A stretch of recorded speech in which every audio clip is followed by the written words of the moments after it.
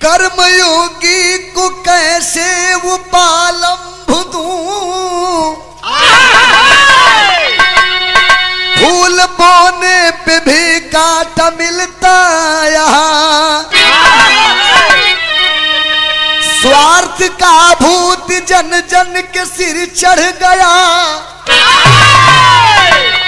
Home करने पर भी हाथ जलता यहाँ।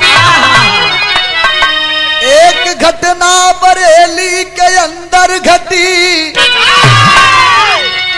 सुनने वालों कलेजा जरा थाम लेना, सह न पाओगे दर्द बया साथियों, दिल बिहर जाएगा दोस्त मेरा न देना।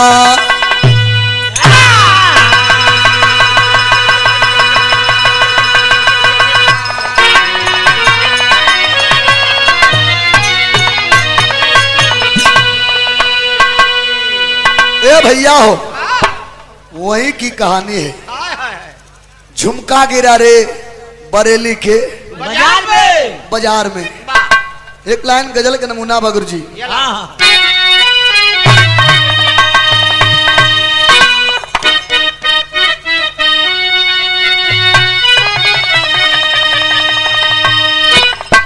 फिल्म का गीत बा। मुझे तेरी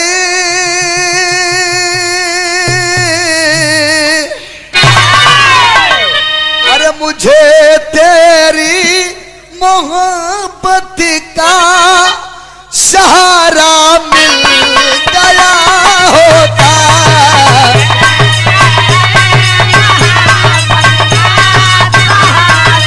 मिल गया होता,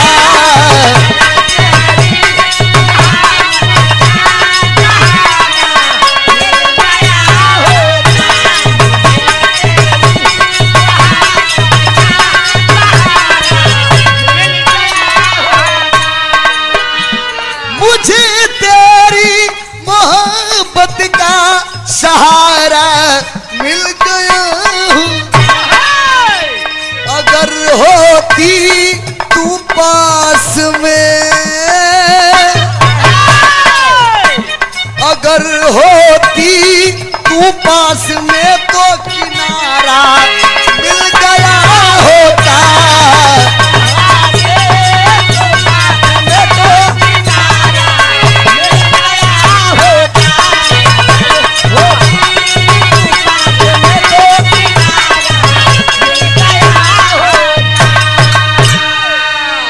गाना में बहा हुआ।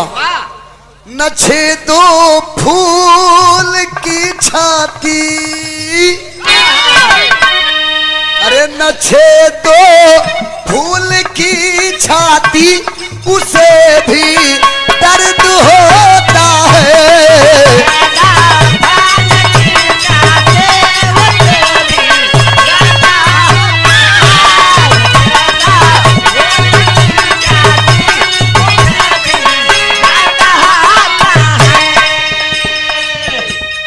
छेदो फूल की छाती, उसे भी दर्द होता है। अरे अकेले टूट के तारा, अकेले टूट के तारा बेचारा बन के रोता है।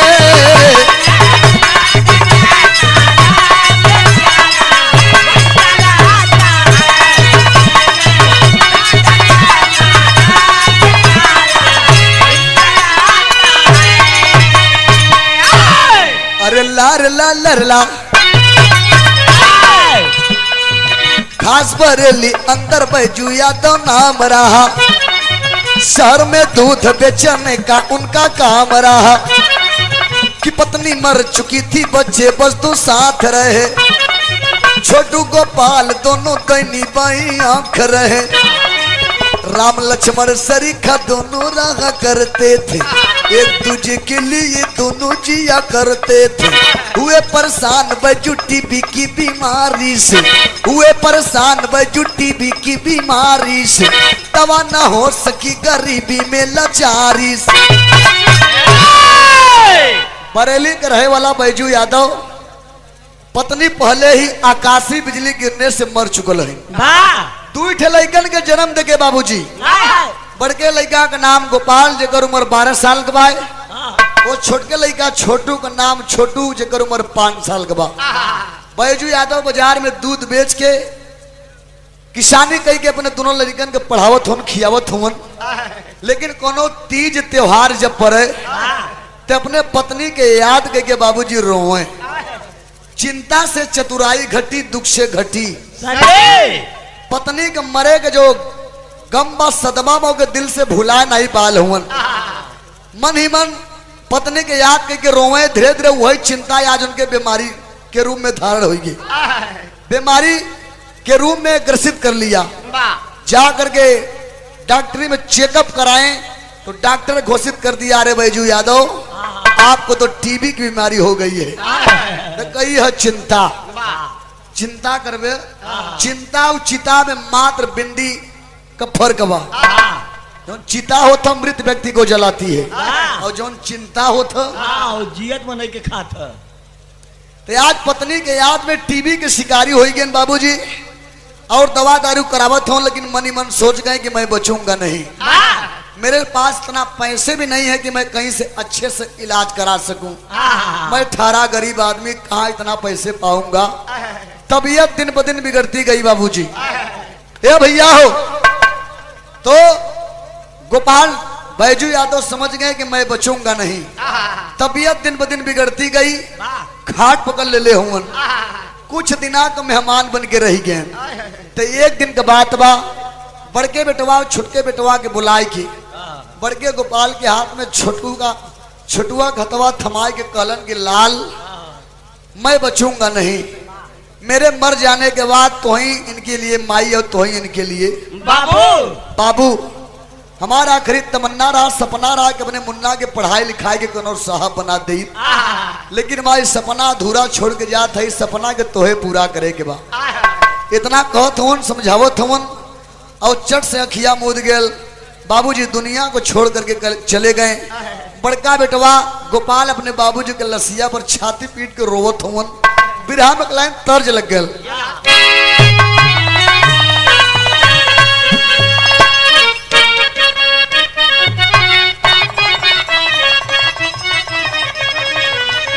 वह गीत के लाइन बा, काला काला छाता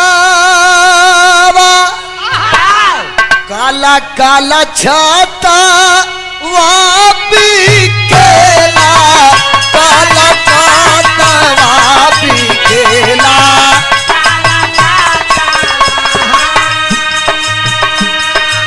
अयो रब रे उतारी सरंगिया गोरखपुर न हो धाम।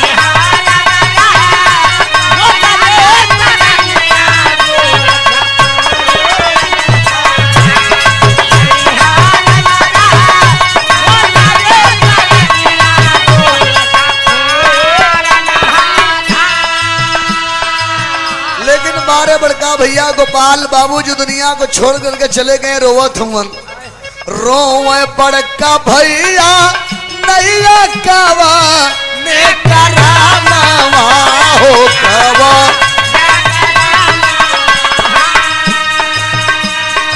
अयो रब रे छोड़ी गईले बाबू पीछे धारन मेरा।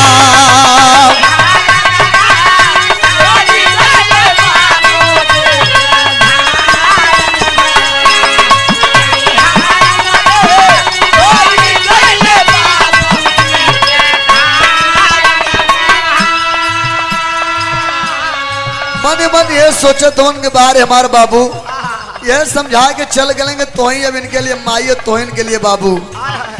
एक ही मतारी को खिलिया या जन्मवा ये बेटा लिया या जन्मवा हो कबहू जिन बदल विचार हो रहा।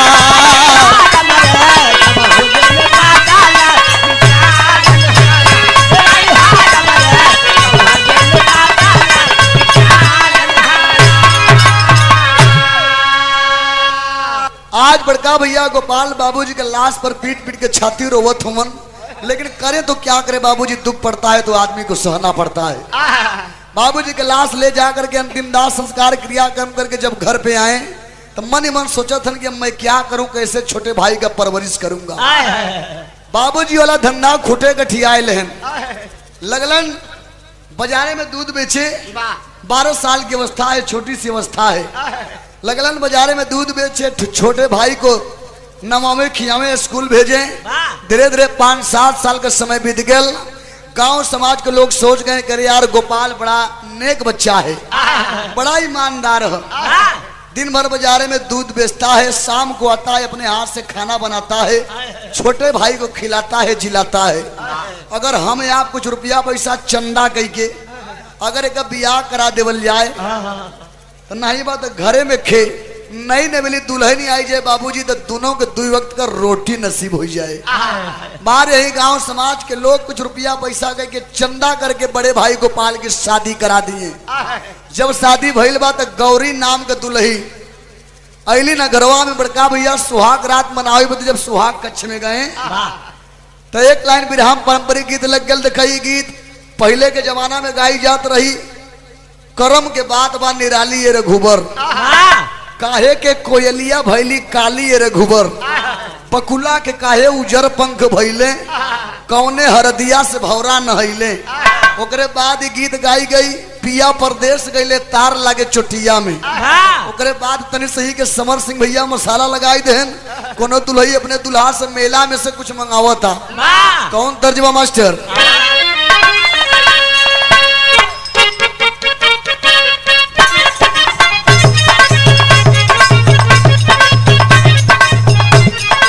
वह गीत बा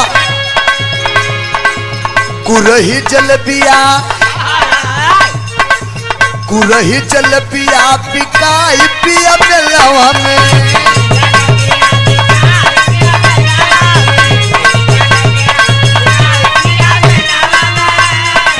ले रहा गरम छनात होई तेलावा में, ले रहा गरम छनात होई तेलावा में, कुरही जल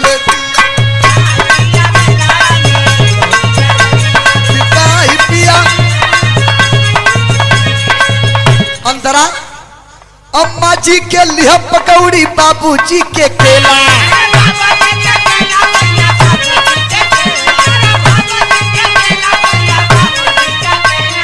छेना बर्फी लिया देवर के ननदो जी के पेड़ा,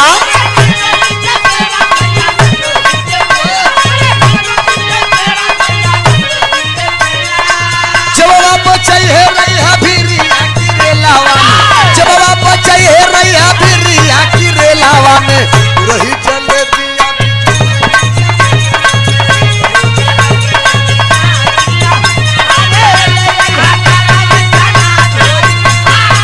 ले रैया गरम छनात होई तेलावा में।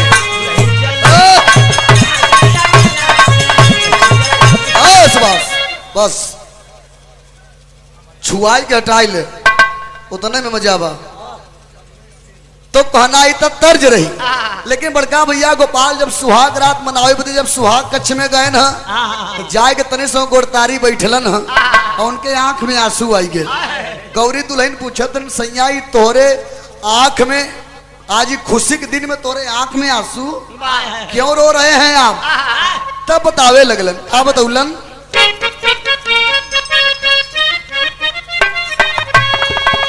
सैयारी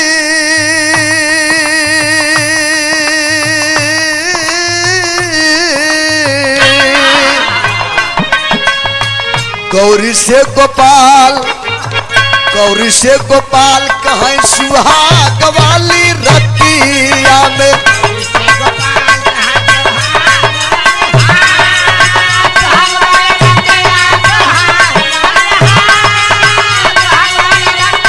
सुहाग वाली रतिया में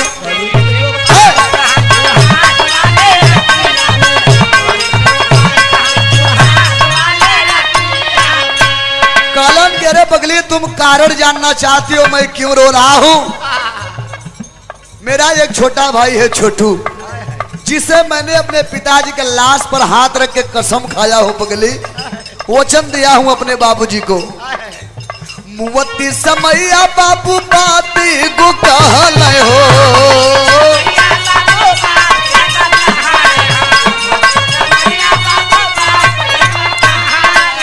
हमके कल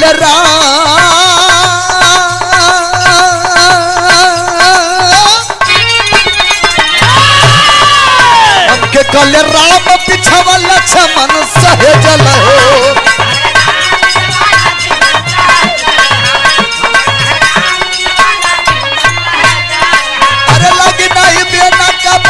सयाधी रतिया में लगी नहीं बेटा का बता, सयाधी रतिया में गौरी से गोपाल कहीं सुहाग वाली रतिया में।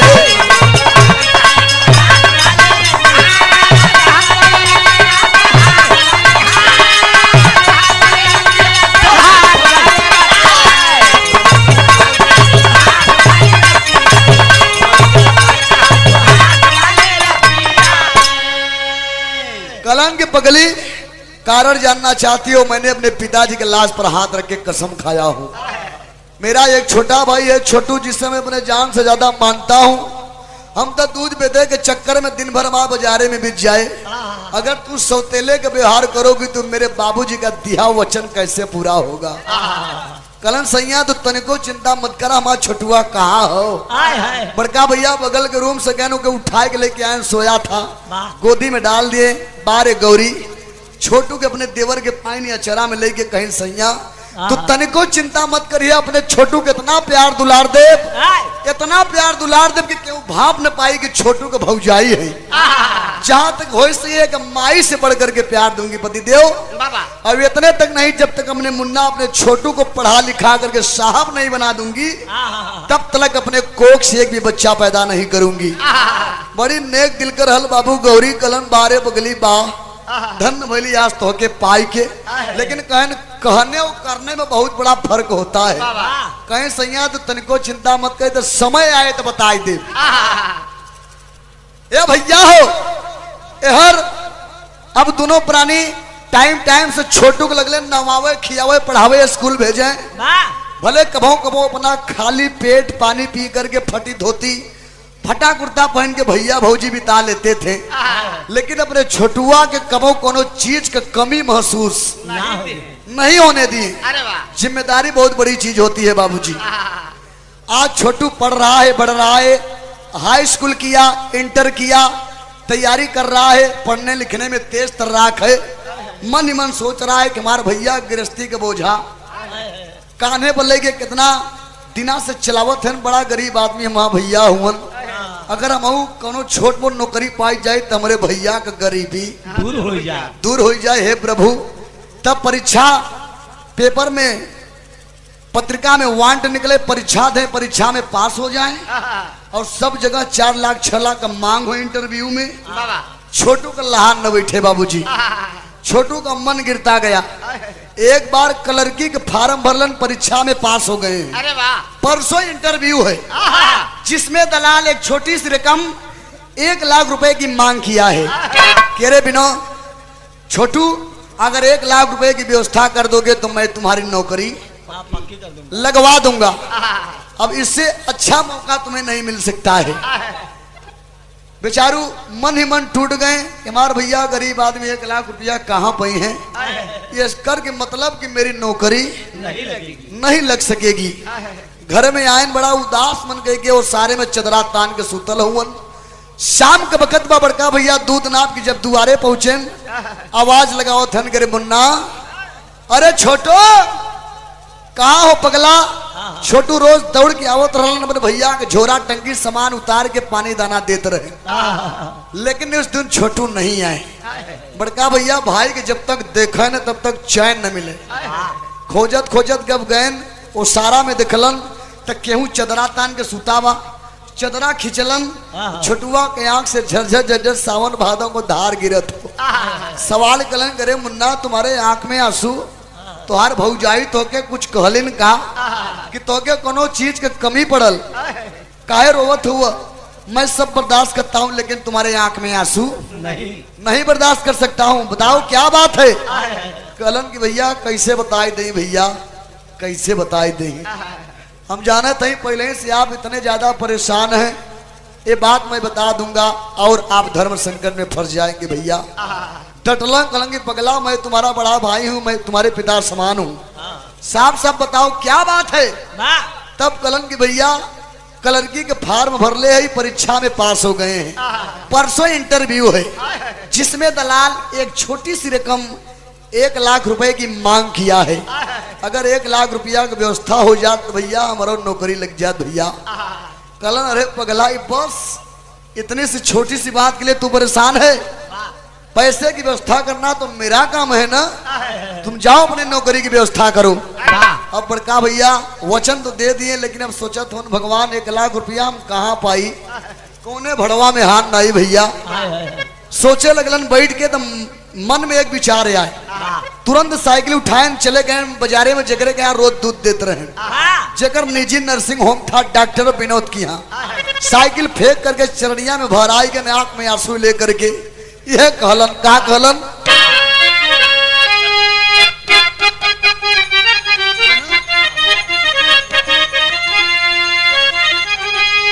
अरे डॉक्टर विनोद के, अरे गोपाल दूध देता रहला, अच्छा खासा रगल विचार,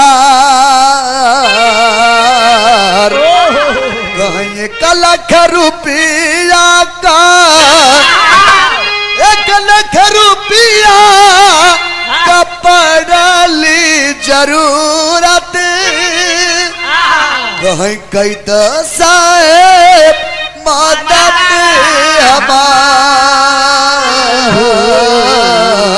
कहीं कई दसाए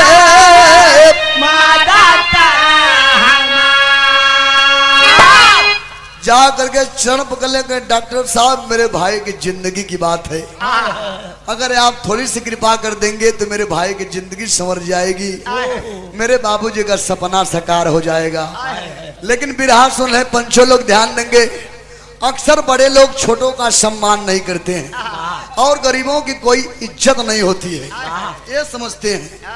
लेकिन बारे बड़का भैया गोपाल करण, डॉक्टर साहब कुछ दूध बेच के आपका मैं रेन पाई कर्ज अदा कर दूंगा, कुछ मेरे भाई की नौकरी लग जाएगी उससे, लेकिन मुझे आप 1 लाख रुपए की व्यवस्था कर दीजिए। बारे डॉक्टर साहब कह रहे, बड़े गोपाल जी मैं मानता हूं तुम मेरे यहाँ रोज 2 लीटर दूध देते हो, उसका रोज का रोज पैसा लेकर के चले जाते हो। तुम्हारा कभी मेरे पास 10-5 हजार रुपया रहा होता तो हमको विश्वास हो जाता कि तुम मेरा पैसा चुका पाओगे। जिस भाई के लिए इतना ज्यादा तू परेशान हो पगला, मेरी बात मानो तो छोड़ दो उसका चक्कर, अपने लिए परेशान हो। जमाना इतना एडवांस है, भाई भाई के न भावे। करण नहीं डॉक्टर साहब नहीं, मेरा छोटू मेरा लक्ष्मण है, मैं उसे जान से ज्यादा मानता हूँ, मेरा इस समय यही फर्ज है, आप मुझे 1 लाख रुपए की व्यवस्था कर दीजिए डॉक्टर साहब। कलन की देखो तुम्हें दूध देना है दो, नहीं तो चले जाओ, मैं किसी और को लगा लूंगा, लेकिन मैं तुम्हें पैसे नहीं दे सकता हूँ, क्योंकि 1 लाख रुपए तन्नी बन्नी रकम नहीं है। 10-5 हजार वाली बात रही तो हम थोड़े बदे कुछ सोची। डॉक्टर साहब अगर पैसा की व्यवस्था नहीं हो सकेगी तो आज ही पगला तोरे चौखट पे मत्था पटक के अपनी जिंदगी को गंवा देगा, मेरे जीने का कोई मतलब नहीं रहेगा। डॉक्टर साहब आखिरी रास्ता तो आप ही थे, आप भी जवाब मत दीजिए। लगलन उनके चढ़ैया में मत्था पटकले लगलन। डॉक्टर विनोद कहें देखो जिद न करो, मैं तुम्हें पैसे तो नहीं दे सकता हूँ, लेकिन एक सलाह बता सकता हूँ। खलन डॉक्टर साहब जल्दी बताओ डॉक्टर साहब, वो कौन सा सलाह है जिससे मेरे भाई की नौकरी लग जाएगी। कल मेरे अस्पताल में एक धनी आदमी एडमिट है जिसकी दोनों किडनियां खराब हो गई है बाबूजी। अगर 1 लाख रुपए के बदले में तुम अपना एक किडनी निकलवा करके उस समीर भाई को दे दोगे तो समीर भाई का जान भी बच जाएगा और तुम्हारे भाई 1 लाख रुपए मैं दे दूंगा, तुम्हारे भाई की नौकरी लग जाएगी।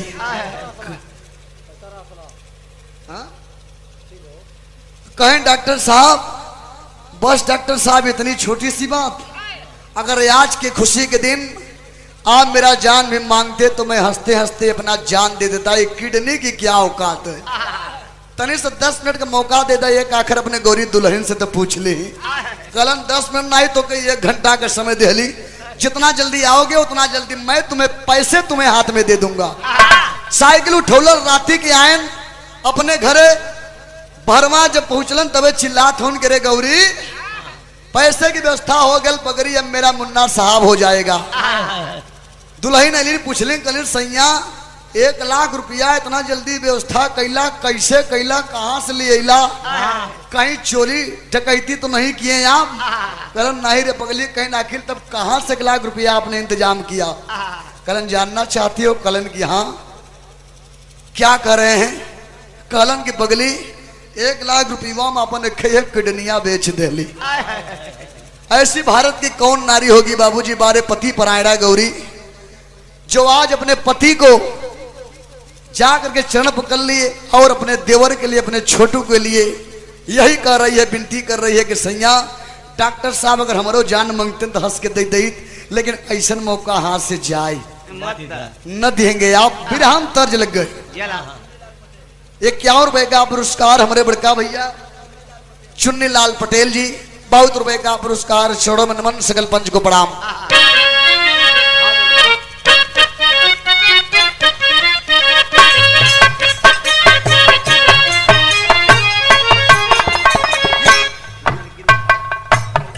गीत से बढ़िया भावा, रोई रोई पचलिया बोली गौरी दुल्हनिया हो, रोई रोई पचलिया बोली गौरी दुल्हनिया हो, कहलिन साजाना से तीखार हो।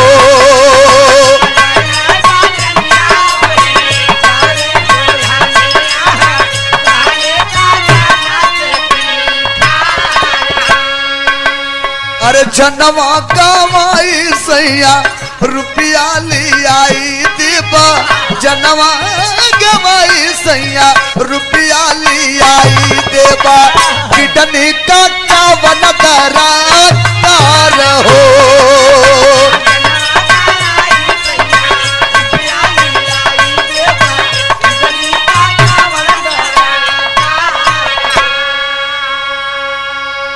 जनवा गवाई सैया रुपया लियाई देबा, किडनी का कवन दरकार हो। कलिन जल्दी चला सैया जल्दी चला। कहाँ चले कहो? कह बैठ जाओ मेरे साइकिल पर, वही टूटी साइकिल, फटी धोती फटा कुर्ता है। कहा कलिन मास्टर? साइकिल से गोपाल गौरी अरे चल ले सहारिया हो, अरे डॉक्टर विनोद जी के गैल दुवरिया हो, जनवा गवाई सैया रुपया लियाई देबा, जनवा गवाई सैया रुपया लियाई देबा, जनवा गवाई सैया रुपया लियाई देबा, साब होइहा बाबू वैहा पार हो, जनवा गवाई सैया रुपया लियाई देबा, साब होइहा हीरावा पार।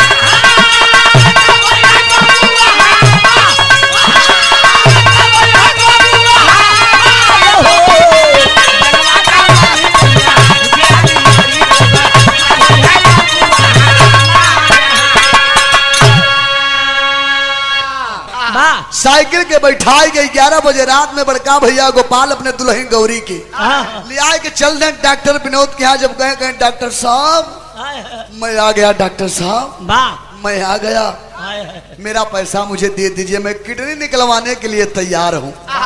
1 लाख रुपया डॉक्टर विनोद गोपाल के हाथ में थमा दिए बाबूजी।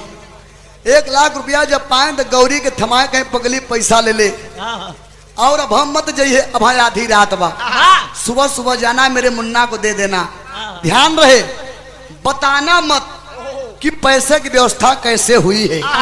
मैं हमार छोटुआ पैसा न ले तो हमारे बाबूजी का सपना अधूरा रह जाए। और डॉक्टर साहब डेट दिए हैं कि 5 बजे सुबह के बेला में तुम्हारी किडनी में ट्रांसफर करूंगा, इसके पहले कुछ चेकअप करना है। और जब है 4-5 बजे भोरहरी के बेला भैया बार बार समझावत है ना मेरे छोटुआ के बताए मत कि पैसा की व्यवस्था कैसे भइल है ना मुन्ना पैसा न ले यार। जब 4-5 बजा जब भोरही में भौजी पैसा लेके कोछे में बाबूजी डेरात हाली हाली घरे ते आई गई जरूर, लेकिन भीतर से आत्मा रो रही है। ऊपर से बनावटी खुशी है, ऊपर से हंसत है, भीतर से रोवत है। छोटू के जगावत है, बार बार घड़ी निहारत है कि 5 बजे था मेरे सैया के किडनी ट्रांसफर होत हुए। अगर कहीं तनी से हर हर हो जाए तो मेरे पति की जान भी जा सकती है, मेरे स्वामी मर भी सकते हैं। लेकिन छोटुआ के जगह कहीं पगला पैसा ले ले और जाओ अपने नौकरी की व्यवस्था कर लो। भौजी के पाँव छेन कन भौजी भैया झूठ बोल दिन कहीं तुहार भैया कल ही बाजारे में गवाह हैं, हो सकता है शाम तक आवे। हमन का आशीर्वाद हमेशा तोरे संगे बा। सच्चाई बताए नहीं बाबूजी, लेकिन झूठ बोल दे।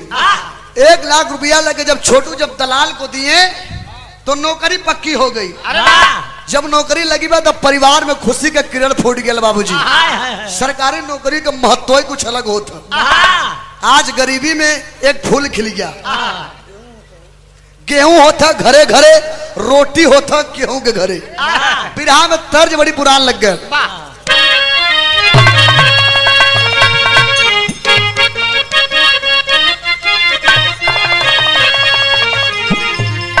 वह तरज के लाइन बा कि खटिया के नीचे बैठल चोरावा राम। अरे खटिया के नीचे बैठल चोरावा, सासु तनी कराना ये जोरावा।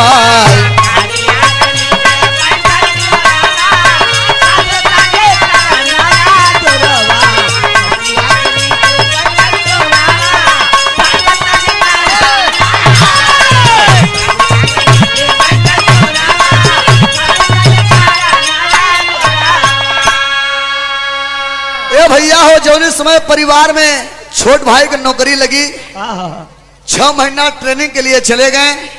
अब 6 महीना ट्रेनिंग के भीतर बड़का भैया अस्पताल से डिस्चार्ज होकर सही होकर के घर पर आ गए।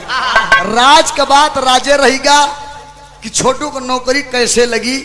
डॉक्टर विनोद गौरी गोपाल 3 के अलावा चौथा के जाने नहीं। तो बिरहा में भाव लग गया। भइल अजोर घर अंगनावा, भइल अजोर घर अंगनावा, घटा घेरी पर सही सवनवा। घटा घेरी पर सही सवनवा।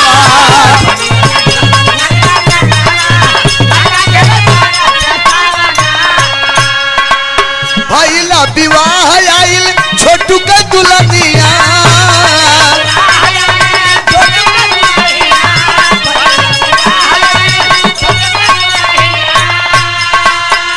धीरे बीते लागल दिनवा रहीनिया।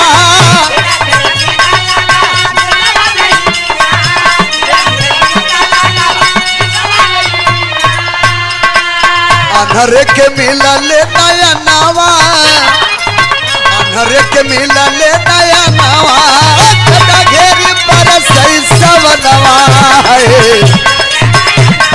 अरे घटा घेरी पर सही सवनवा।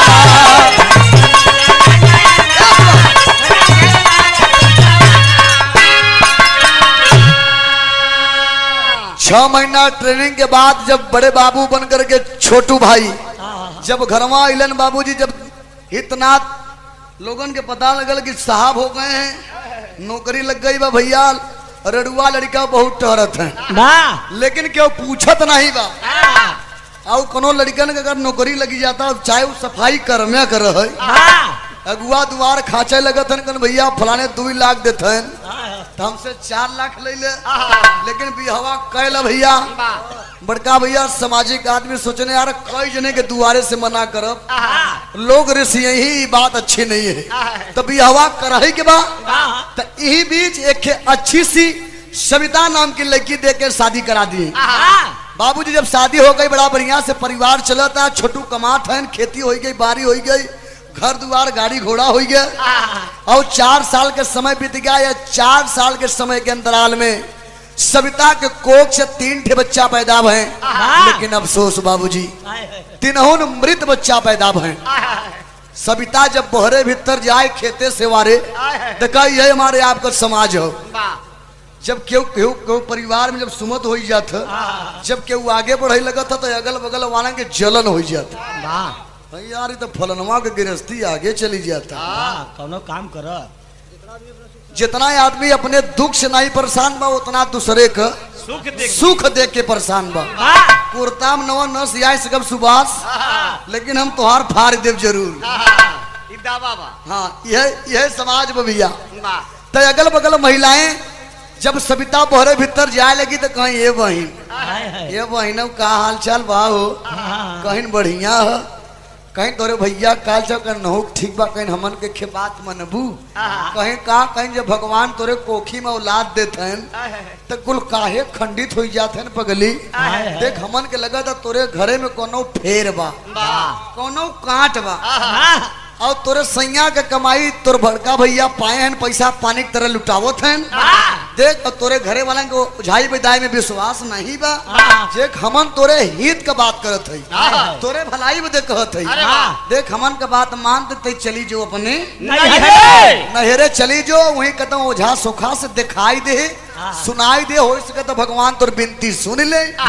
कुछ दिना नहीं नहीं नहीं नहीं कहीं न कहीं हमार जेठौत हमार बड़ी जेठान बड़ा नी कहीं जे अब जान से ज्यादा हमके माने ले, हमारू बड़ी बहन समान है। ऐसा कोनो बात नहीं, हम परिवार के ऊपर भरोसा रखी था। अगर ऐसा कोनो बात रहा तो हमारा भैया पहले ही दिखाई देते ओझा सोखा की। कहीं नहीं बगली तो समझ नहीं पावत है। एक दिना धई के बाबूजी बैंड ऐठे दीन, कहीं एक बात नहीं समझे थे तो देख हमन कही देते तो मान चाहे कहीं नो करे खुद 10 साल से लड़का नहीं होता है, वो चाहता कि तोरे लड़का ना हो, नहीं तो बराबर के हिस्सेदार हो जाई, सर्वे सर्वाकुल हो जाई हुई का। कहीं न तब तय करे जब आई तब तो बात धीरे से करे दिमाग में घात कह के बाबूजी लगी सोचे कही बस बस बहन बस तू लोग ठीक हो, लेकिन वो हराम जाती देखा दिमाग पलट गया। कहीं बस बोरिया बिस्तर बानिश चली गई अपने नैहरे, और जब नैहरे गई सविता तो वही गांव के खेर रामलाल ओझा चचा रहे, एकाकी काना रहे, एकाकी काना रहे। अच्छा ये जान ले जितने ऐबी होते हैं बड़ा खतरनाक होते, बहुत सार होते। ऐसा ओझा रहे यहाँ बात नहीं करते, एक कई तालाब मछली गंदा कह देता ए भैया हो। वो ऐसा ओझा रहे जब मेहरारू को ओझाई करे तो दिया बुताई के करत रहे। लोग पूछे चचा दियावा कहे बुताई देवेला, दिवा यो बदे बुताई दे के भूतोए फड़कई न, दिवा जलाई दे तो भूतोए फड़क जाते। ये बदे मेहरारू को ओझाई दिया बुताई के करी थे, तब देवता हमार बढ़िया काम करे लेन। सविता ऐसने ओझा चचा के लकड़ पेज में जाए के फंस गए। यहाँ तने से एक लाइन ओझाई वाली गीत लगे मास्टर।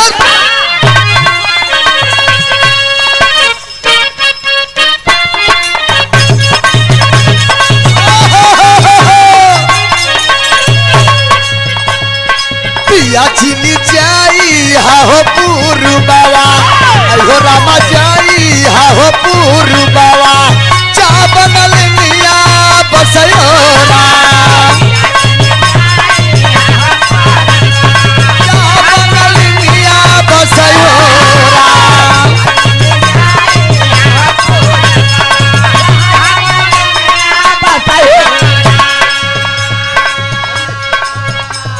ए भैया ये देखा तने सोझा चचा धरिया में झूम के पचरा गाथन। पहले तमाम गीत रही, ई में अहिर बिरादरी के कुछ लोग पहले गावत रहे। यही बिरादरी गीत रही, जब बारात उरात चले तो 7 हाथ का गोजी ले और 1 रुमाली ही करियाए में बांध ले, अब 1 रुमाली कपारे में बांध ले, और जब चलाए तो बड़ा मचल के गाँव है। 7 हाथ के गोजी ले ले, आई अहिर बिरादरी गाँव है। जब बारात चले पहले का तब कैसे गाँव है, अरे जैसे नवई पासवा के काइनिया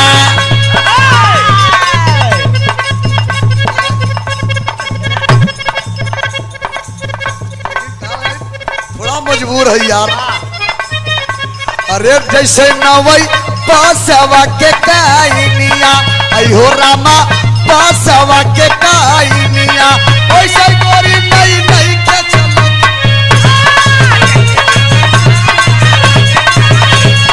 वैसे गोरी नई नई के काइनिया।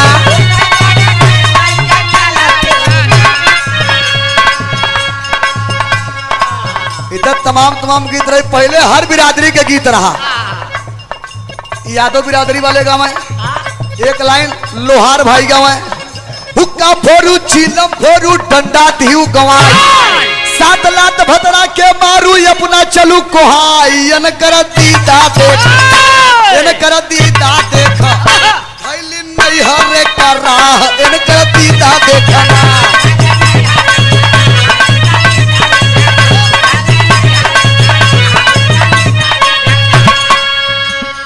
तेली भाई का गवे कहवा महंग होला कचरा से दूरावा कहवा कड़ुआ का तेल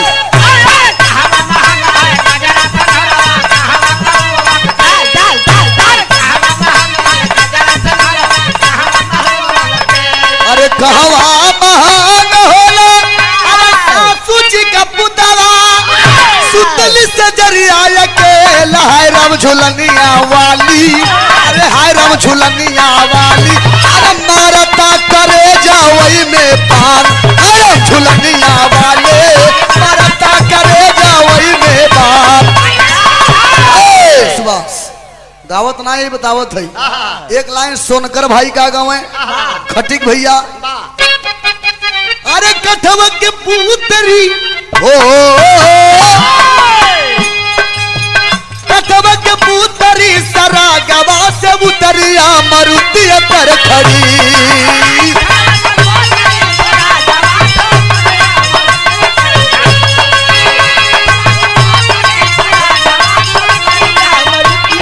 अरे कठवा के पुतरी सरा गवा से उतरिया मरुति पर खड़ी कलुआ खटका का नजरिया पार्वती से लड़ी। बिरहा में ध्यान देंगे आप सब। ओझा दत्ता थरिया में पचरा झूम के गावत है कहा गए ये गलन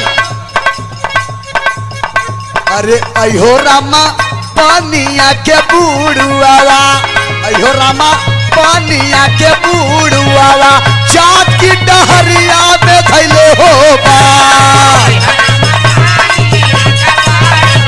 अरे चाँद की डहरिया में थैले हो बा।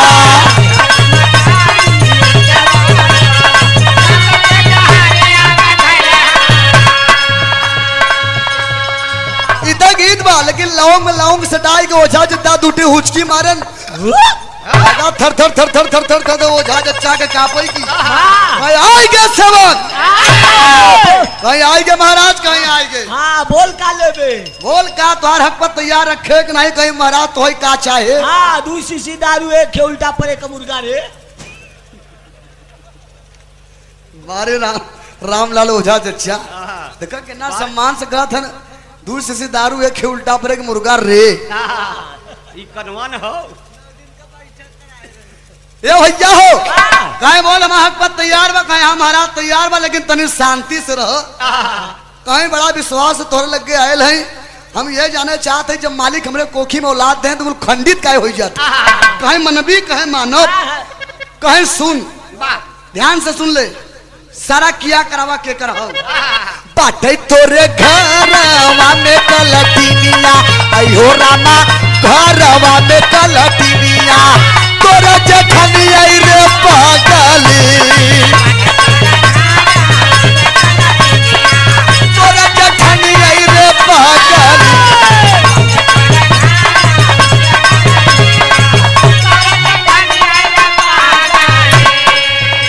अरे तोहरा से चार रहली रे पापिनिया तोहरा से चार रहली रे पापिनिया तोरा जेठनिया रे पागली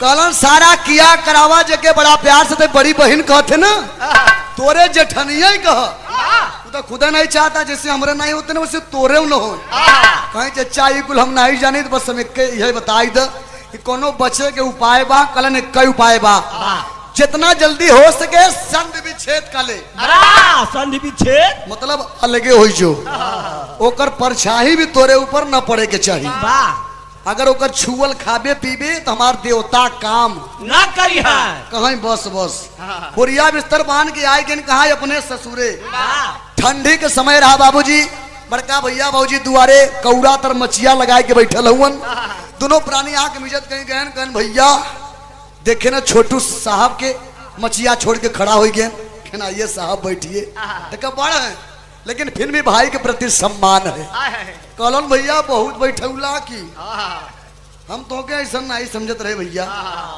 हम नहीं समझत रहे तू यो करत है कि हमारे संगे इतना बड़ा आप विश्वासघात करेंगे बहुत भरोसा रहल तोहरे ऊपर कहना पगला कैसन बतियावत है कहना एको शब्द बोलो मत यार सविता भी कहीं न कहीं जेठान कहीं ने बड़ी बहन अब हम तोहरे में ना बीती अब तू आपन देखा हम आपन देख ले जौन करू बड़ा नेक कैलू हमारे संगे थे सविता का बात सुन के गौरी सोचा था 4 दिना बदे गौ नहरे कौन सऊर सीख के आऊ कोनो गलती भाई तो माफ कर कहे ना इतना कही के लोटा गिलास चाउर दाल पिसान सब अलगी आए के फिट सब अलगे हो गए बाबूजी आज बड़का भैया का आत्मा रोता छोटू के बने जान से ज्यादा पाल पोस के बड़ा किए रहे बाबूजी या तो परिवार में क्यों मर जाए या चाहे 2 भाई हो चाहे 4 भाई हो चाहे 10 भाई हो जैया भाई गलगौजी हो जाता जो भाई है जिसके हृदय अंदर भगवान ने हृदय दिया है दिल दिया है इंसान ने दिया है वो समझ ला एक दिया होकर मृत्यु हो जाता कितना भाई के तक खाम दान बंद हो जाता एक दूसरे के देखा ही नहीं चाहते कि फलनवा से मार कबो जिंदगी में बोली चाली न हो आज भाई की कितना तकलीफ हो गया बारे बड़का भैया गोपाल यह दुख में एकदम जैसे असहाय हो गए शाम के वक्त बाद गौरी दुल्हन कहीं सैया आज तो से कुछ मांगत है हम आप मना नहीं करेंगे एक तरफ परिवार में पूरी पकवान बना था एक तरफ परिवार में गम बा कहीं सैया तुहार छोटू पैर पर खड़े हो गए पढ़ लिख करके साहब हो गए तेरे बाबूजी का सपना साकार हो गया लेकिन दुनिया की आसपास पड़ोस की महिलाएं मुझे बाझिन कहती हैं आज हमारा तो से कुछ मांगे के मन करता आप मना नहीं करेंगे तनी से आज देखा रात में दोनों प्राणी आपस में बतियावत हम और अलगौजी के ले के बड़ा ठेस बा हृदय में एक लाइन विराम तर्ज लग गया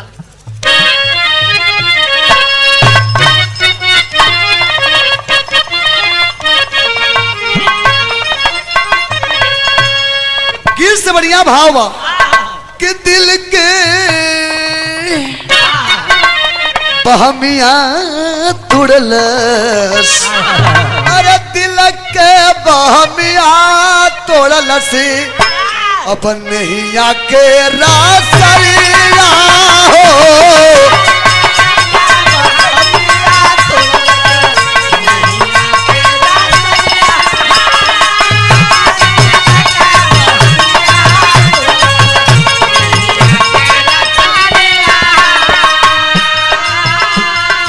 अरे तपटी गई गोपाल औरी अरे छोटू गई अरे बखरिया राम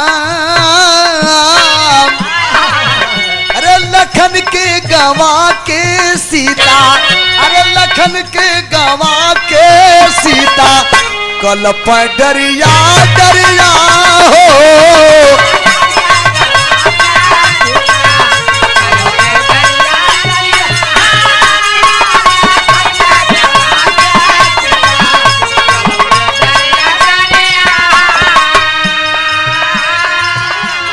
अरे लखन के गवा के सीता अरे कल डरिया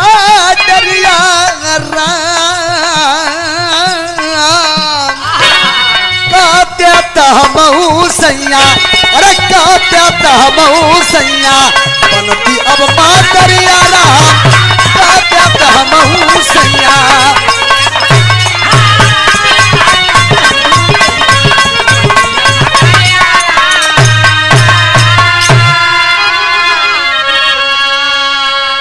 बाबूजी सब कुछ बढ़ गया, लेकिन बारे छोटू साहब और बारे बड़का भैया सब कुछ बांट देने, आधा आधा सगरों हिस्सा लग गया।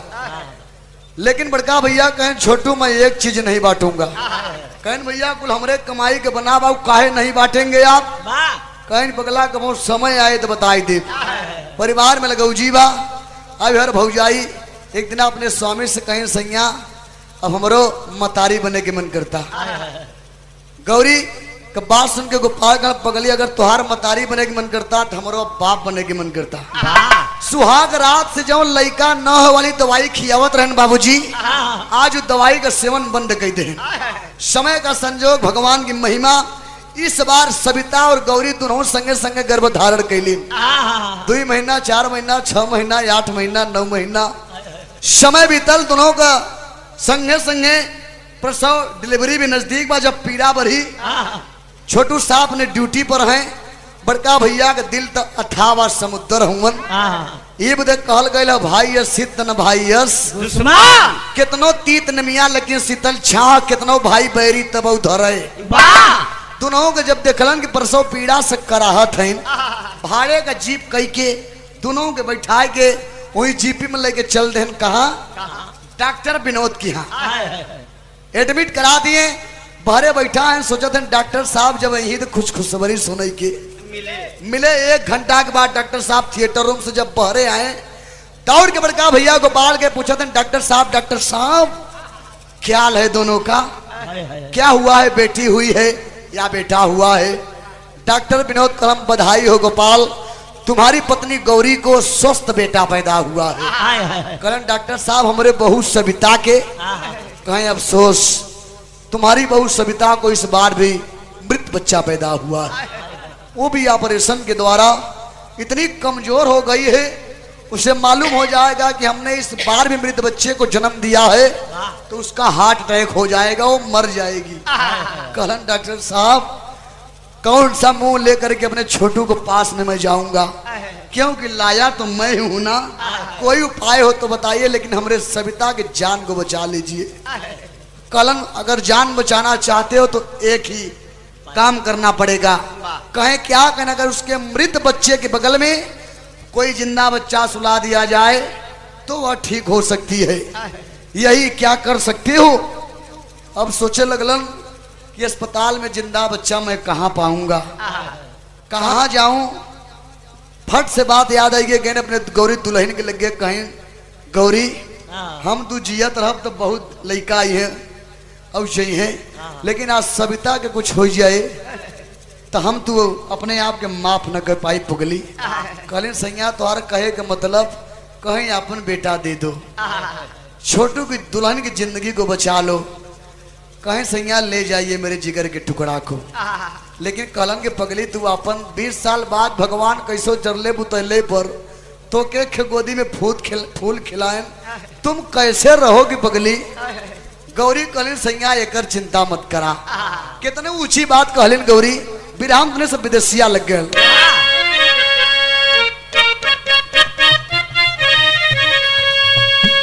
अरे ममता मतारी का अनारिक बुभैले ना, छोटू खातिर हम ना काई मातारिया। अरे ललना ले जाई उनके लगवे सुताई देवा, छोटू अब सैया मुरे आखी का पुतरिया। कहीं बगली अपन लड़का दे के तू कैसे रहबी? कहीं लड़कवा रही हमरे घरवे में न तयंगना दुआरी कबो ललना मुर खेलत यही है। अरे देख के मिटाई ले दिला कालावरिया। कहीं लड़कवा रही हमरे घरवे में न अपने जिगर के टुकड़ा के देख ले, तो हमरे कलेजा के ठंडक पहुंच जाए। बस इतने से मनाई ले तो करी खा लगाई मोहे गौरी घर लौटली हो अंगना बधैया बाजी छोटू का दुआरिया। अपन लड़का दे करके दोनों प्राणी अपने अपने घर को आए हैं। एक तरफ परिवार में खुशी का माहौल है, एक तरफ परिवार में गम बा। आज एक तरफ परिवार में सोहर होता सुभाष। यार बड़े बाबू साहब के पता लगी कि मेरी दुल्हन को स्वस्थ बेटा पैदा हुआ है, मार रुपया पैसा लुटावत हूँ। लेकिन बार कवि जी माई भौजी के कवि जी माई के संज्ञा दे ऐसे नहीं भौजाई की बिरहम टेरी लग गल।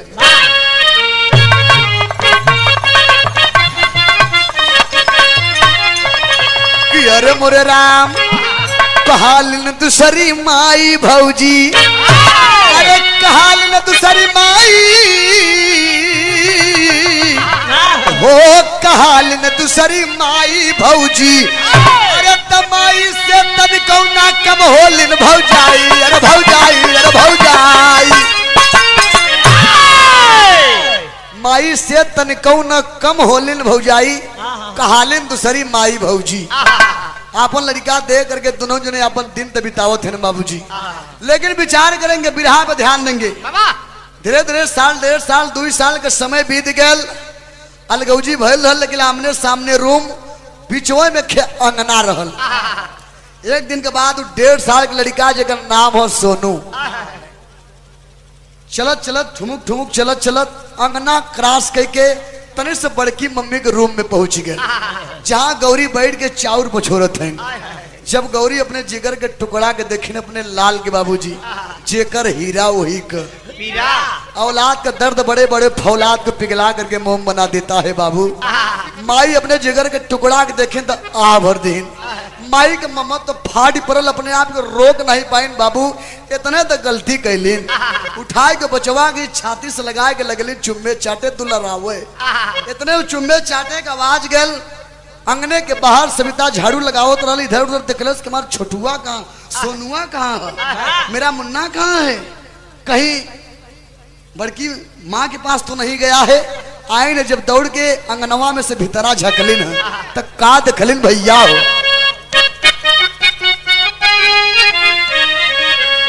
तो खेलत ललानवा अरे अंगनवा में आई गईले, अरे छारी छारी पर से लागल रे नयनवा।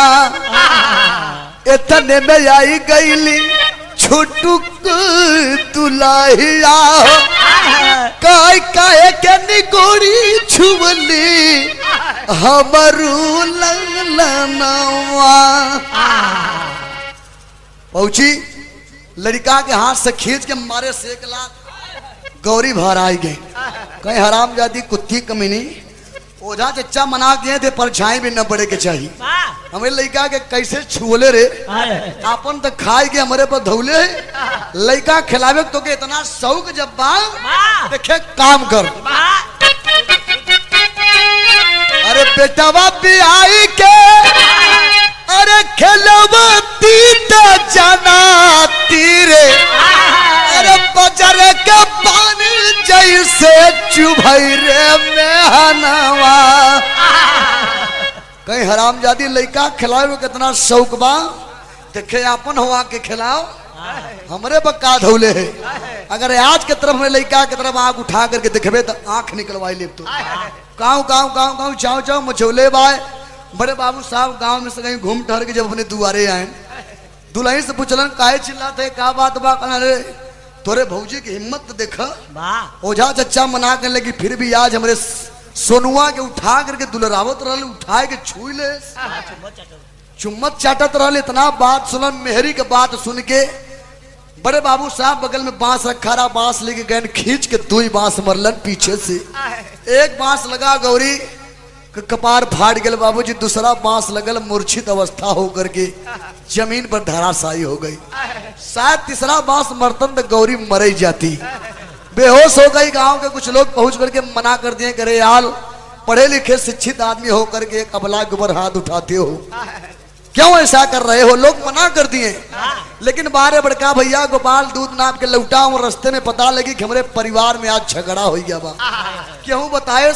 जब आए न साइकिल बहरे खड़ा करके जब अंगना में गए दिखलन तो मूर्छित अवस्था में सारी खून से लथपथ, मूर्छित बेहोश, उठा करके पानी के पुट्टा मरलन ही गोदी में लेकर के अपने गौरी दुल्हन से सवाल करत है, कुल कैसे भयल, के कैले से तोहरे संगे? ता गौरी बतावत है और बगले वाले रूम से सविता बड़े बाबू साहब दोनों जने कान लगाए के सुनत है। देखा तुहार भैया आई गए, देखा तुहार भौजी कौन लाई चुपड़ी लगावे ली। बिरहाम तने से आल्हा लग गया मास्टर।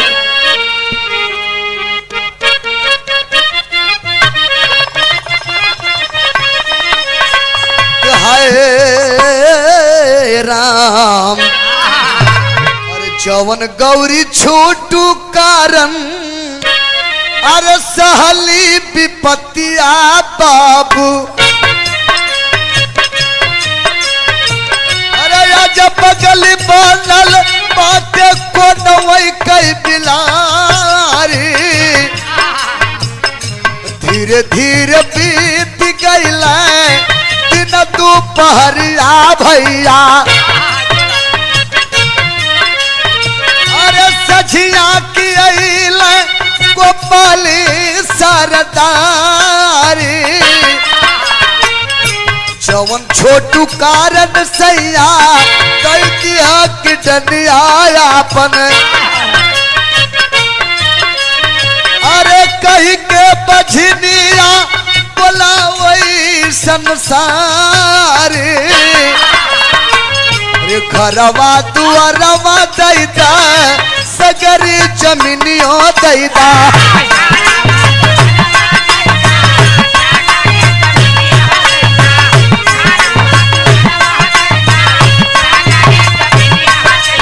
अरे छोटुआ का खुशी खुशी रह परिवार। पानी के पुट्टा मरलन बाबूजी गौरी रोई के बतावा था कि अरे सैया जेकरे बदे कभो कभो हम आप खाली पेट पानी पी करके बिताई लेते रहे, कभो जिंदगी में नई साड़ी का हाल नहीं जल्दी, सब दिना फटी लुगरी पहन के तू फटा कुर्ता पहन के अपन जिंदगी बिताई ले। जेकरे बदे अपन 1 लाख रुपया में किडनी बेच के आज ये मुकाम पे आपने पहुंचाए। जौने लड़का के अपन लड़का नहीं समझ के अपने हम शौक से अपने जेठानी के दे दिया, अपने देवरानी के दे दिया, अपने छोटू के दे दिया साहब के, कि हम लोग तकलीफ सही ले लेकिन इनके लोग की जिंदगी में कोनो तकलीफ नहीं आवे। जब तक हम लोग जियब तब तक तकलीफ इनके लोग में न पड़े थे। आज वह छोटू हमारी दुर्दशा कैलन सैया, वह छोटू हमारी दुर्दशा कैलन। बगले वाले रूम से भैया जरूर सुन बड़े बाबू साहब सुनन के रही, हमारे भैया हमारे लिए अपन किडनी तक बेच दिए, उधार बाड़ी नहीं लेके वो अपन 1 लाख रुपया में किडनी बेच के तब हमारी नौकरी लगवाए। आज मैं बड़े बाबू, अगर मैं साहब हूँ, मैं जो कुछ भी हूँ तो हमारे भैया की कृपा है, उनका श्रेय है आज मैं उनके साथ क्या कर रहा हूँ। और हमार सुनुआ हमारा लड़का नहीं, हमारे भैया के बेटवा। आज सविता भी जब सुनने के रही हमारा लड़का नहीं, हमार जान बचावे बते हमार जेठान 10 साल बाद बेटवा भाव वो हमें दे दीन, बार हमारा बड़ी बहन जेठान, दोनों जने के आज तकलीफ बा, लेकिन फिर भी सविता के कहीं ना कहीं से मन में शंका बा। कहने के सैया सब बात झूठ हमें लगता, कहने हराम जादी कुत्ती कमीनी बैठ मेरे मोटरसाइकिल पर, अभी अभी बात का सत्यापन हो जाएगा। बारे छोटू साहब सविता के बैठाए के चलन कहा डॉक्टर विनोद की यहाँ, जब पास में गए डॉक्टर साहब आपको धनवंतरी की कसम है, आपको रोजी रोटी की कसम है, आज आप झूठ नहीं बोलेंगे। हम आपके मुझे सुने चाहते तनी समार भैया हमारे लिए का हमारे जिंदगी में किए, तनी से बताए दे डॉक्टर साहब, तनी से बताए दे। बारे डॉक्टर साहब सुनलन तो हंसे लगलन, कहलन कि अरे पगला जानना चाहते हो अपने बड़े भाई के बारे में, तो तोरे भैया जैसन तो भगवान राम भी नहीं थे रे, तोरे भैया जैसन तो भगवान राम भी नहीं थे। एक अंगूठा छाप अशिक्षित अनपढ़ गंवार आदमी समाज में इतना बड़ा त्याग कर दिया, अपने जिंदगी का खुशी का एक एक कतरा तोरे जिंदगी बदल लुटा दिया। उस भाई के लिए तुम पूछने के लिए आए हो, जानना चाहते हो 1 लाख रुपए में उन्होंने अपना एक किडनी बेच करके तब तुम्हारी नौकरी लगवाई। अब ये तुम्हारा बच्चा नहीं है, तुम्हारे भैया का ही बेटा है। कहलन बस बस डॉक्टर साहब बस। पश्चात आपका सीमा नहीं बा, पांव से जमीन खिसक गल, मोटरसाइकिल उठाए के संभारत हवन, गिरल जात हवन। राती के 12 बजे था। डॉक्टर विनोद मनात करत हन कि तुम्हारी मानसिक स्थिति नहीं ठीक है, मत जाओ, अभी सुबह जाना। कहलन कि ना, अगर अभी नहीं जाएंगे तुम्हारे भैया घर द्वार छोड़ के सब चला जाइए, फिर पता नहीं जिंदगी में उनसे उनका दर्शन होए कि ना होए। जाए कि अगर माफी मांग ले हो सके कि हमें माफ कर दे। मोटरसाइकिल उठा के समार के सविता के सोनू को बैठा के जब घरे आए, देखलन किवाड़ी बंद हो चुका, ताला लटका था। सोचलन भैया भौजी तो मेरा घर छोड़ दिए, कहाँ गए होंगे। स्टेशन वाला रास्ता पकड़लन, जब कुछ दूर पर गए सिवारे में जब मोटरसाइकिल की लाइट बरी तो देखलन का कि आ गया कि हमारे भैया, पीछे पीछे हमारे भौजी, वही फटी धोती फटा कुर्ता, कपारे पर कुछ गठरी बा। बढ़ाई के स्लेटर फेंक करके मोटरसाइकिल पाँव में भराई गन भैया जात हुआ भैया जा, मैं रोकूंगा नहीं, लेकिन जिंदगी में मुझे आपने सब कुछ दिया, एक चीज मैं और मांगना चाहता हूँ, दे दीजिए भैया, बस यही मेरी आखिरी इच्छा है। कलम पकड़ा, मैं गरीब आदमी, मेरे पास है ही क्या, वैसे फिर भी मांग, मैं कोशिश करूंगा कि मैं तुम्हारी इच्छा को पूर्ण करूं। आखिरी भाव लग गल।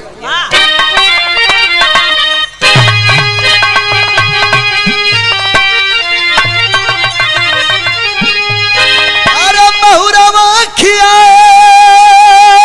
जा,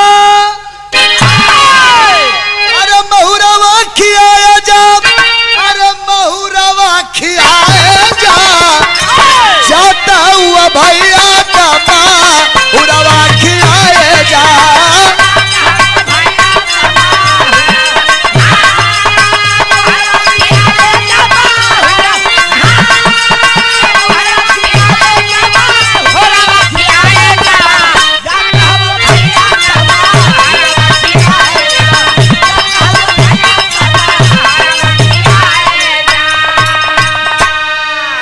जेवा में हाथ डलन, खे जहर के पुड़िया निकाल के सामने खोल के कहलन कि भैया ये जहर के पुड़िया में से एक चुटकी हमके खिया दो, हमारे सविता के हमारे सोनुआ के खिया दो भैया, जहां तुम्हार मन करे वहां चल जाइए, हम मना नहीं करेंगे। लेकिन एक बात जान लीजिए, ये मेरे दिल की बात है कि माई बाबू मर गई, अरे बाबू तो के पावली भैया, तुअरे जियत बेकबू तुअर ना कहबली भैया। कहीं भैया जब से जाने लायक भली तोही के माई जाना, तोहे के बाबू समझा, तोही छोड़ के जात हो भैया के करे सहारे जियब। का कहलन कैसे जियब के करेला शरवा लगाया जा, कैसे जियब के करेला शरवा लगाया जा, जाता हुआ भैया का बहुरवा खिलाएगा।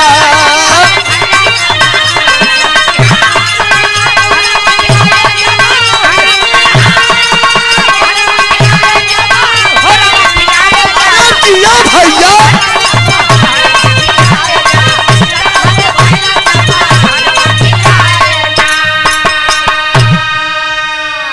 सविता भी जब डॉक्टर साहब के मुखार बिंदु से सुन लेन, तब ते अपने नजर में झुक गई। फिर भी गौरी कहते हैं पगली कोई बात नहीं है, क्षमा बड़ों को चाहिए छोटों को। कहीं बहन है लड़का अपन लैला, कहीं अरे पगली जब दे दिया तो दे दिया, ये बचवा जब तोहरे रहे।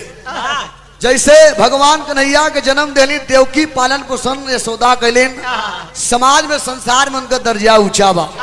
यह बदे बड़े लड़का है मार, लेकिन तोहे के सब दिना माई जाने मिजी पियाऊ रखू, तू तो यही लड़का तोहरे रहे।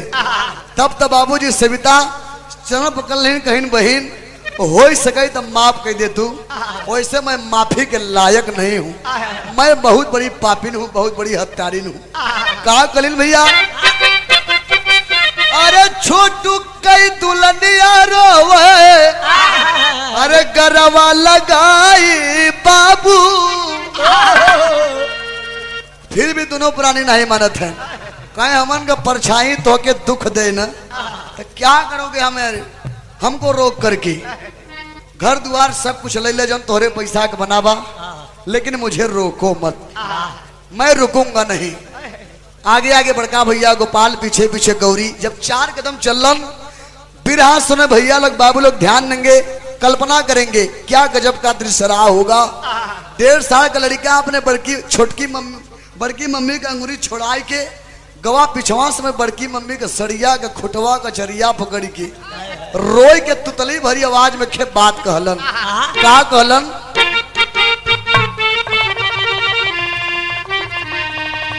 कि बड़की मम्मी मऊते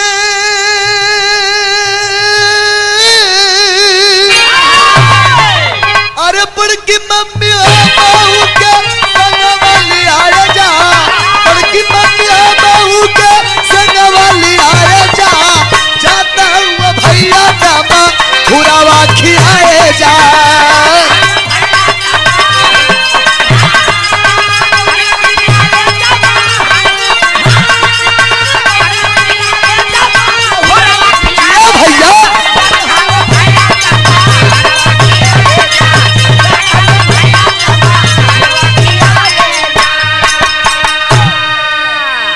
साल का लड़का छोटकी मम्मी का अंगूरी छोड़ करके दौड़ के गया बड़की मम्मी की जब साड़ी का खूट पकड़ के आंखों में आंसू लेकर के बालक भगवान का स्वरूप हुआ करता है। कलश की बढ़ती मम्मी हम ते सनवा ले जा, हमको छोड़ करके कहाँ जा रही हो माँ? मैं भी आपके साथ चलूंगा, मैं भी आपके साथ चलूंगा।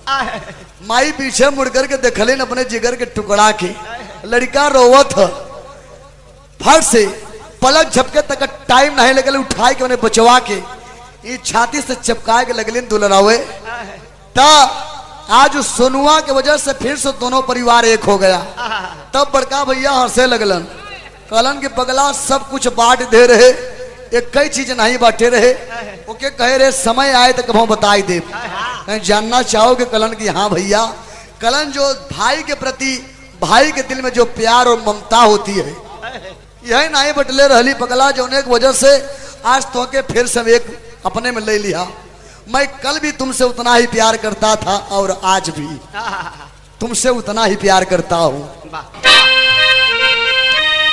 गुरु बिहारी गुरु गणेश गुरु रामलाल मर पावन, अरे बच्चन कहते कवि चंद्रिका, अरे लागे गीत सुहावन, अरे कहालिन दूसरी माई भौजी, कहालिन दूसरी माई भौजी, मनो चंद्रिका कर रखे शारदा लाली, कहालिन दूसरी माई भौजी।